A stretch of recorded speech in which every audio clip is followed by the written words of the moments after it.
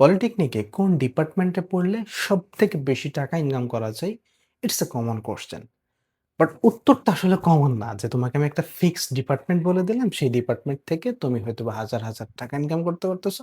আরেকটা ডিপার্টমেন্ট বললাম, সেখান থেকে হয়তোবা তুমি ইনকাম করতে পারতেছো না। এখন ধরো কম্পিউটার সায়েন্সের কথা যদি বলি, কম্পিউটার সায়েন্সে কেউ চাকরি করতেছে ৳৮,০০০ বেতনের কম্পিউটার অপারেটর হিসাবে। কেউ হয়তোবা কোনো একটা ক্লায়েন্টের প্রজেক্ট করে মাসে ৳৮০,০০০-৯০,০০০ কামাচ্ছে। কেউ ২০, ২৫, ৳৩০,০০০ এভারেজ এরকম সেলারিতে কাজ করতেছে। সিভিল ইঞ্জিনিয়ারিং এর কথা যদি বলি, কেউ হয়তোবা সাইট সুপারভাইজার হিসেবে বা সাইট ইঞ্জিনিয়ার হিসেবে ১৫-২০,০০০ বেতনের কাজ করতেছে।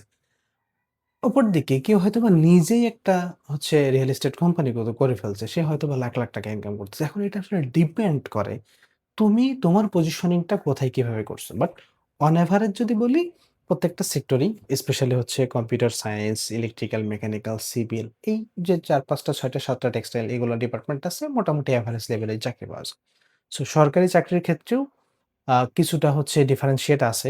বিশেষ করে পিজিসিবি তে ইলেকট্রিক্যালের যে জবগুলো হয় ওখানে মোটামুটি ভালো একটা সেলারি পাওয়া যায়। এলজিআরডি তে সিভিল ইঞ্জিনিয়ারিং এর ভালো একটা সেলারি জব পাওয়া যায়। সো ইটস ডিপেন্ডস আসলে মাল্টিপল থিংস এর উপর। সো এভাবে স্পেসিফিকলি কোন একটা ডিপার্টমেন্টে যে অনেক বেশি চাকরি, অনেক বেশি টাকা এরকম না। আবার কোন ডিপার্টমেন্টে যে অনেক কম চাকরি, কম টাকা এরকমও না। এটা আসলে বিভিন্ন সিচুয়েশন, বিভিন্ন সিনারিওর উপর ডিপেন্ড করতেছে। সো তুমি যেই ডিপার্টমেন্টেই পড়ো না কেন, যেখানে চান্স পাইছো, তোমার প্যাশন যেখানে, সো ওটাকে ধরে রাখো। ওখানে বেস্ট কিভাবে হবে সেটা কাজ করে যাও। টাকা তুমি বেশি ইনকাম করতে পারবে।